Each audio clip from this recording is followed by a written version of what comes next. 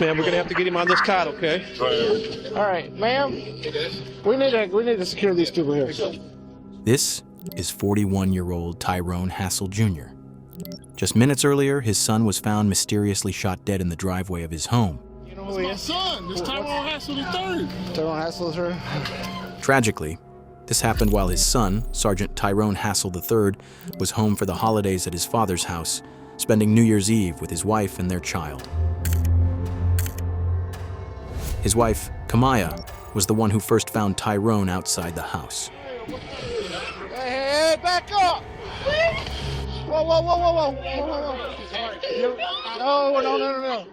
She immediately called police and was clearly panicked and extremely distressed. I need help. My husband was shot. At first, officers thought the tragedy was the result of a robbery or a case of mistaken identity. This may be a robbery. But they would be horribly wrong. What Tyrone Hassel Jr. didn't know yet was that his daughter-in-law, Kamaya, was hiding a dark secret that would ruin the family's life. As the investigation continued, detectives would uncover a toxic relationship and a twisted conspiracy, with Kamaya at the very center of it all. No, he just brought us something to eat.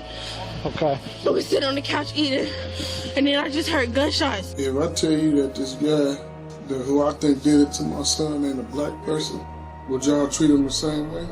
Absolutely.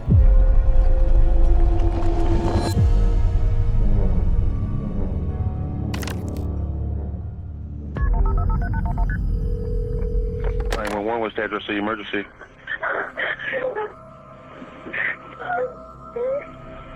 911. I need help. My husband. Hello? Hello. Yes. I need help. I need help. My husband was shot.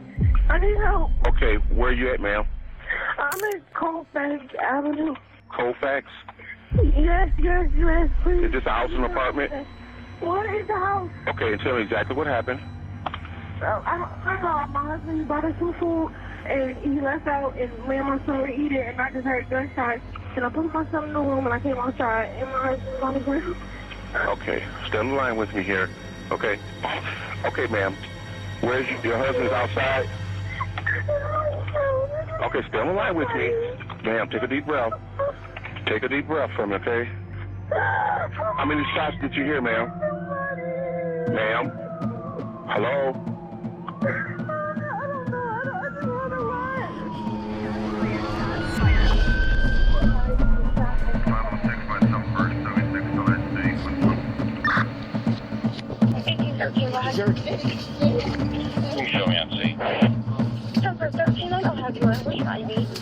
Hey, Sarge, can you get some tape and secure this for me? Yep. At the scene, officers immediately found the victim slumped against a full-size pickup truck. He had serious injuries, multiple gunshot wounds, and heavy bleeding, but he was still breathing at the time. Let me know when we gotta get him on there, guys. Yep. Man, we're gonna have to get him on this cot, okay? I know. Well, let me get in there, ma'am, okay? Let us get in there, hon, okay? Let us get in there. That way. Ready? Follow him with the sheet. So we need to get the sheet on there. Get these people back. Pull that sheet. Word spreads quickly in a small community, so family members and neighbors were all on the scene within minutes. I'm gonna be honest, it does not look good. Oh, no. I know this is messed up. We got to get you guys out of here so we can secure this scene, okay? We got to collect some evidence and find out what the hell's going on here, okay? Come on here with us. Come on out here with us. I know, man. We got it, but we got to get you out here a second, okay? We'll talk to you in a minute. Do you live here, bud? I live here. Okay. My grandson is probably in there by himself. Okay, we'll go. I'll go take care of that for you if he is. We'll get you in. Okay, we'll get you in there, okay? Okay. All right. Kamaya and Tyrone's young son, just over a year old, was still in the residence. Officers conducted a search to make sure the child hadn't been harmed in any way. Yeah, let's go. Where'd the lady go here? Let's go clear this house real quick. There might be a baby. They're shell casings, guys. Just be careful. Okay, buddy. Okay, come here, buddy. I won't hurt you. Okay, I'm gonna take you to Daddy. Come on. I got you, bud. Come on. Okay. Shut up. After locating the child, in the emotional and intense scene, paramedics were simultaneously working on the victim. His wife was trying to get into the ambulance to go with her husband. Hey, back up! Whoa, whoa, whoa, whoa, whoa, whoa, whoa, whoa. No. What happened? You grab the tape for the ambulance, get out, what's up? With Kamaya clearly distressed and more people gathering at the scene, officers had to balance two things at once. While paramedics were working to save Tyrone, police also needed to secure the area, collect evidence, and make sure no one accidentally tampered with anything. As one officer tried to calm Kamaya down, he also began asking her some questions, since she was the one who had first found Tyrone and called the police. Do you have any idea what happened here? No, he just brought us something to eat. Okay. So we sit on the couch eating, and then I just heard gunshots. Okay. And I ran to put my son in the room, and I came outside, and he was laying on the cart. Okay, how many gunshots did you hear? I don't know, I just heard a lot. Okay. All right, so as far as you know, he went to get some food. No, the food was here. He brought us the food. From where? From our cousin's house. Okay. They have food at the house. So when it was out, the food was outside? Like he stepped outside to get the food? No, the food was in the house. He was leaving. Okay. Me and my son were sitting on the couch eating. Tyrone returned to the house just after 11 p.m. After going inside and bringing food to his family, he stepped back outside.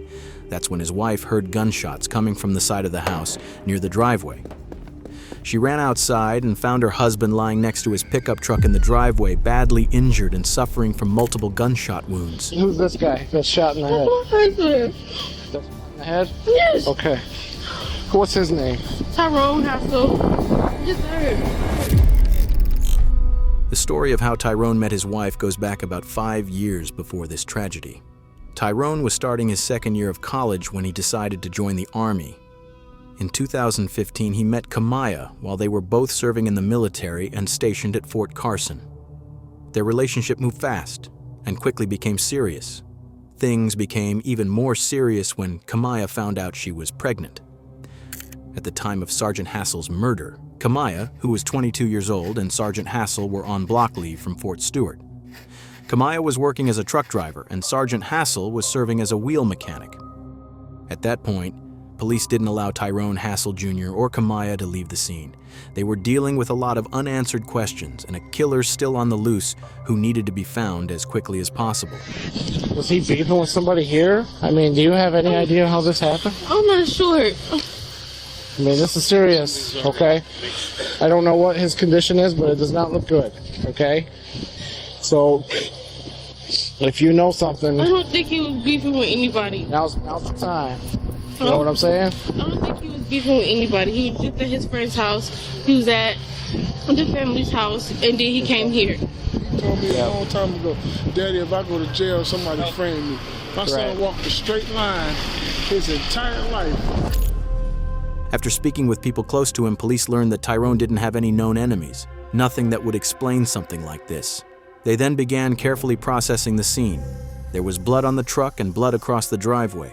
Multiple shell casings were also found, scattered around where Tyrone had fallen. There's 1, 2, 3. And then number 4 is right there. The first thing police suspected was that this may have been a robbery gone wrong. But Sergeant Hassel still had his money, his phone, and his car keys on him, so that possibility was quickly ruled out. You see that bullet hole in the garage? Simply due to the fact that all these casings are here, and there's a hole right there, which is obviously... Blood on it. That looks like somebody that was probably helping drag him out. Right. So, Ron, what I'm thinking is, I mean, there's brain matter there, so he was shot point blank range. Oh, yeah. So somebody had to be laying in wait for his ass. Yeah. Because he was shot right here. Casings. And he might have been coming out getting the truck. And No, he was coming out to leave again. somebody. And his keys are right there. And the fact that the bullet hole's there means that the shooter was over on Right. the side and in the casings. Right. We got a bullet right there. By looking at how the shooting happened, the shots hitting Tyrone in the head, face, neck, and shoulders, it was clear this was a personal attack, not a random act of violence. Detectives also noticed that some rounds went into the garage, which showed that the shooter was positioned behind him while Tyrone was standing at the doorway of his truck. One of the first leads detectives got was that Tyrone had gone to Walmart the night of the murder to buy ammunition. The rounds he bought were 9mm, the same type used in his shooting. This raised an important question. Why was he buying ammo, and was it for self-defense? Without wasting any time, the detectives went to Walmart to collect all the security footage from that night. The Walmart footage clearly shows that he ran into 2 other people while he was there. Maybe there was some sort of feud with these customers, but it's not something the police couldn't track. Now, they're working to identify these 2 individuals to see if there's any connection between them and the shooting that happened just a few hours later. Around 3:30 p.m. the next day, police returned to Tyrone Hassel Jr.'s home. They showed him screenshots taken from the Walmart surveillance video, hoping he might recognize the 2 people Tyrone had interacted with. Last night when he went to Walmart, he was with a few guys, and there's a little bit of confusion. That's him there, right? You can't really tell who those guys are here. This guy here, you know them too? Don't. No? This one kind of looks familiar, but I can't even make it out. Yeah. Those photos are printed on paper and they're blurry. That's the car those 2 were driving. They was in a different car? In that car, yeah. They drove separate from him, but they checked out and hung out with him in the store. And here's Take a picture of it. Yeah. Oh, fresh, man. I know how it is dealing with a murder case. Yeah, and this is one of them. It's really a true whodunit. You know, I mean, you don't. Tyrone doesn't know. I mean, he doesn't have any beef, so we gotta know who's upset with him. And right now, we don't have that. Before he left for the military, do you remember him having any beef with anybody? No arguments, nothing. Somebody hold a grudge for a long time. That was even before he went to school, man. He went to school. Yeah. And the person didn't. He probably took off that way, but he didn't come from that way. Yeah. He came from this way. There's a bullet hole in my garage and my fence. Yeah.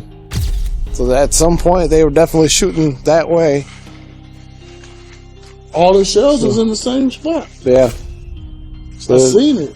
I mean, I couldn't come past the tape, but I was looking. And I can't say with 100% certainty, but it sounds like when Tyrone was on the ground, they shot him again.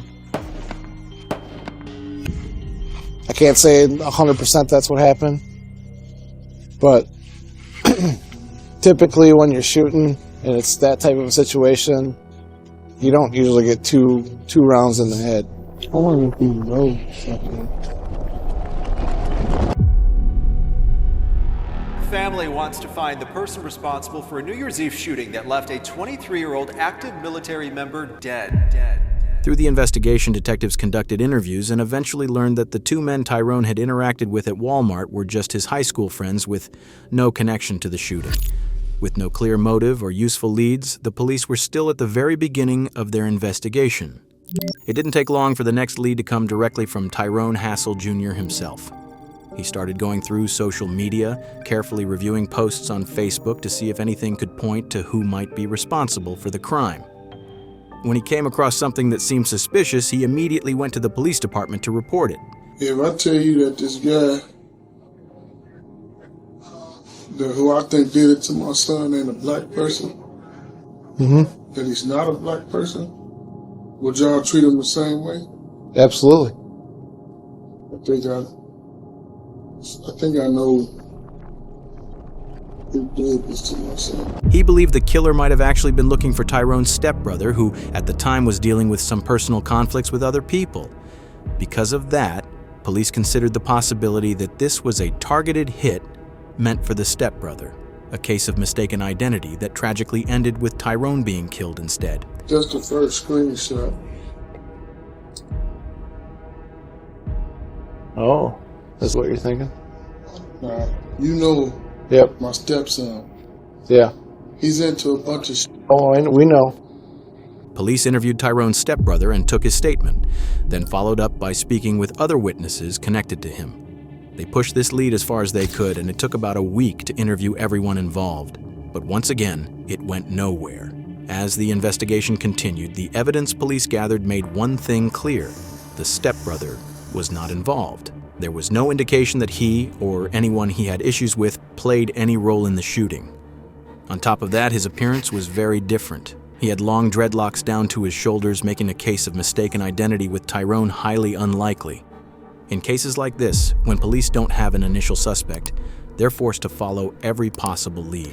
After that, police began receiving a large number of tips from the community.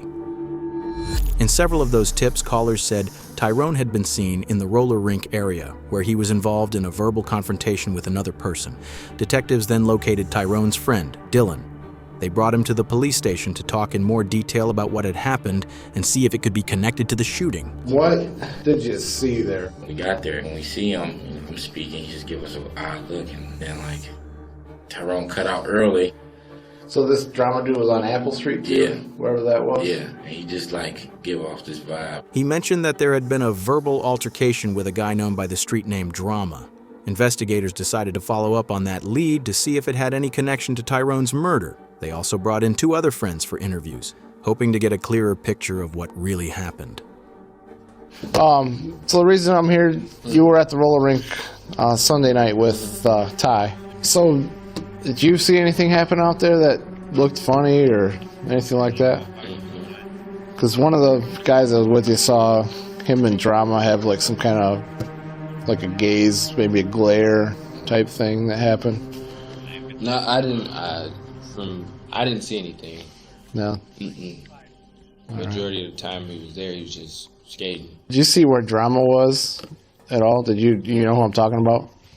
I didn't see it. I know him by the name of Drama, but Do you? I didn't see him. Okay. This is just one of the many leads. We've got a couple different names getting thrown out there, and Drama was one of them.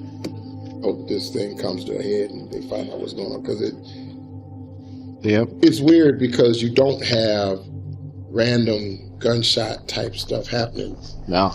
on Colfax. Oh, no. Dead end after dead end.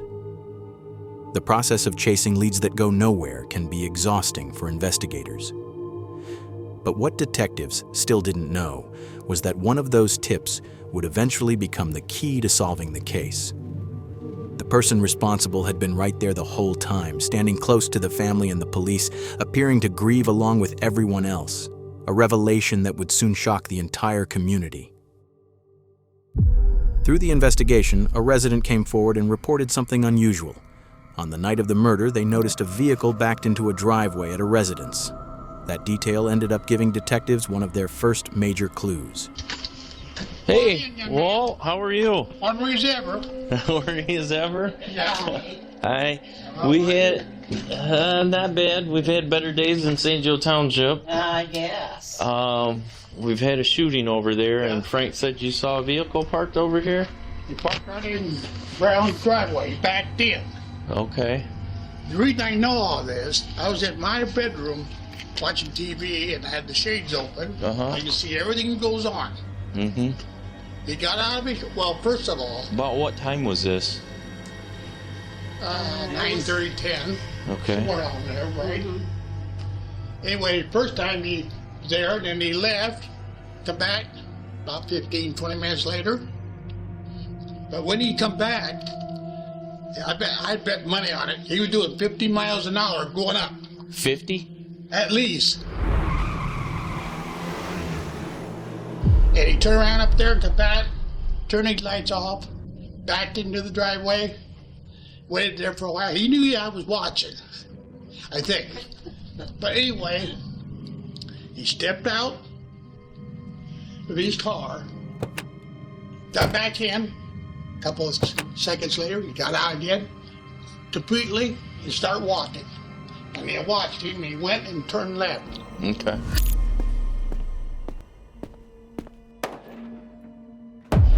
And I just add two together. He has something to do with it. Okay. Did you hear anything? When I was in bed, yeah. Okay, what'd you hear? Gunshots.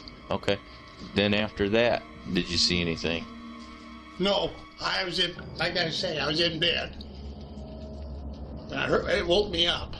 Okay. And So I deafened my left. The vehicle was described as a black 4-door car that had backed into the driveway of a vacant house that was listed for sale.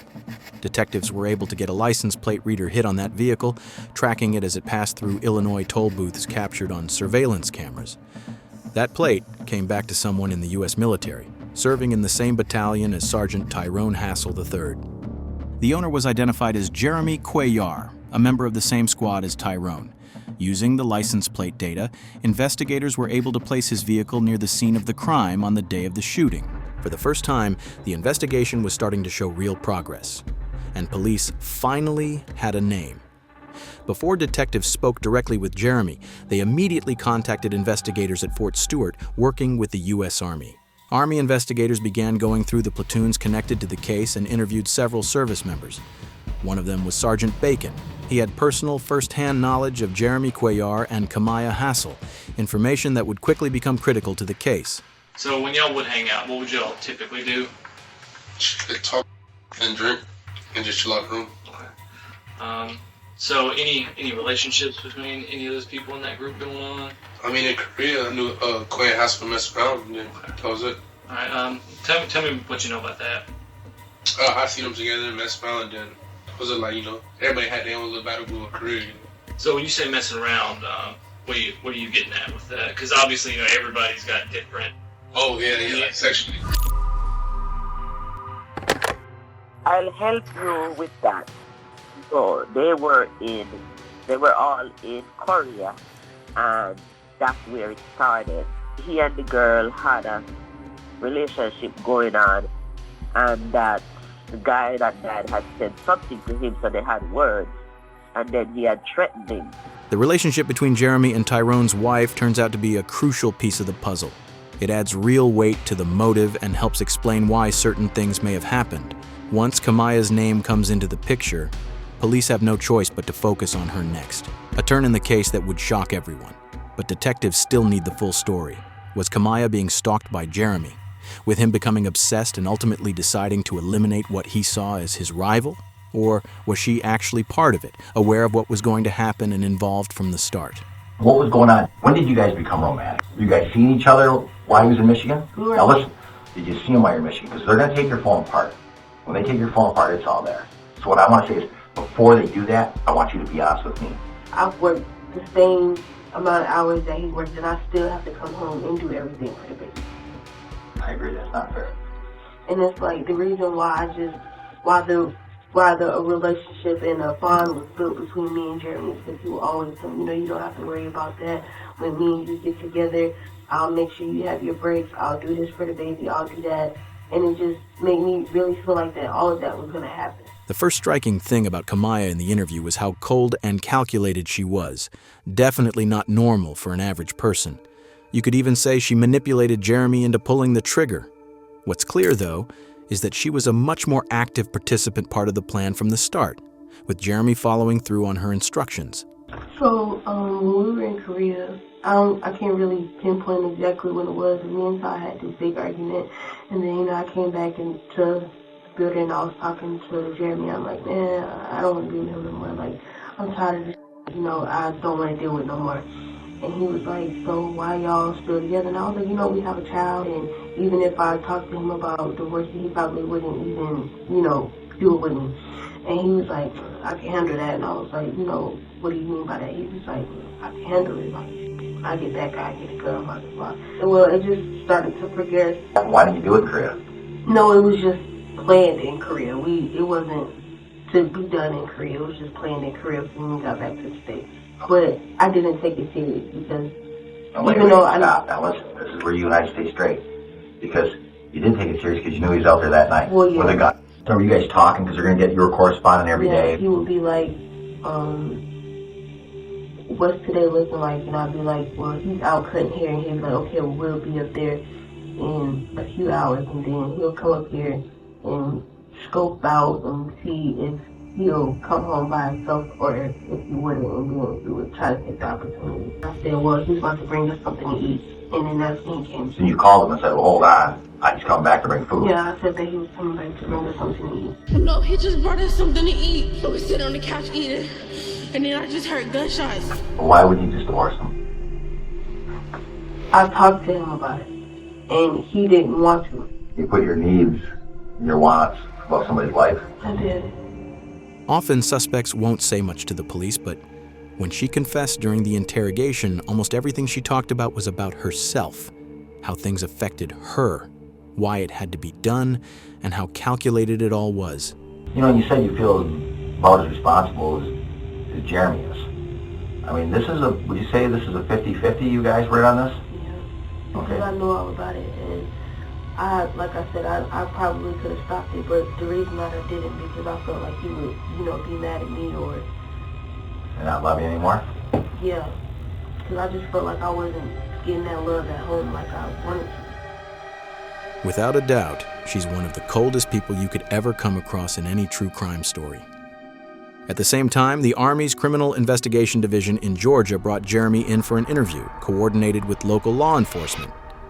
Both interviews were conducted at the same time, making sure Jeremy and Kamaya had no chance to communicate with each other. You've probably seen or heard on TV shows, you have a right to remain silent, you have a right, to an attorney, those types of things. And at this point in time, do you wish to have a lawyer? Okay. Exactly the opposite of Kamaya, Jeremy didn't say a word. He invoked his right to remain silent, and at that point, the interview had to be ended. During the investigation, the mounting evidence against Kamaya was overwhelming. Her confession made it clear this was a planned and premeditated act, and that Jeremy had come up from Illinois to carry out the homicide. Kamaya wanted her husband dead because she felt he wasn't taking care of her properly. She believed she was overburdened and had too much responsibility. Her narcissistic traits became even more apparent during one police interview when she was asked if Sergeant Hassel had life insurance. She casually mentioned she would receive $400,000 from the Army after his death. The financial motive was clearly a factor in the crime, but what really happened that night was that Tyrone was actually bringing food back for her and their 1-year-old son when the hit occurred. Kamaya was at least as involved, if not more so, than Jeremy. He was just happy to be the one pulling the trigger. In the end, Kamaya was arrested for first-degree premeditated murder. On August 29, 2019, about 8 months after Tyrone's killing, she was sentenced to life in prison without the possibility of parole. She will never see freedom again. Jeremy also pleaded guilty to second-degree murder on July 30, 2019, and was sentenced to 65 years in prison. With his earliest eligibility for parole at age 90, it's extremely unlikely he will ever get out. He later tried to withdraw his plea, but the Michigan Supreme Court refused to hear his case in 2021. How you doing, sir? I'm all right. Under the circumstances. Man, she wanted me to do it, man. And I ain't gonna lie, I wanted her. You know what I'm saying? And she knew what she was doing. She wanted the money. So I don't know what that's crazy. It's crazy. Honestly, I was blind. I was blinded. I thought that was love. You know what I'm saying? I was just wondering if she talked to you about that afterwards. I mean, yeah, she did. Matter of fact, she did. She was like, yeah, he died in my arms. And she was saying she was sad about it. And I'm like, then why'd you have me do it then? You know what I'm saying? But she was just like, it's cool. I could tell by the way you look, man, you want me to burn in hell, sir. And I understand that. I understand that. You know what I'm saying? I really hope you can forgive me. You know what I'm saying? I know it's gonna take forever, or you might not. But I really hope you can. True enough, you killed my son, but I don't think. I know I'm looking at somebody that had a twisted mind at one point. You seemed like a good cat. And I hate the situation had to happen, especially I hate it had to happen to my son. I'm never gonna. The only thing I could do is visit him in the grave.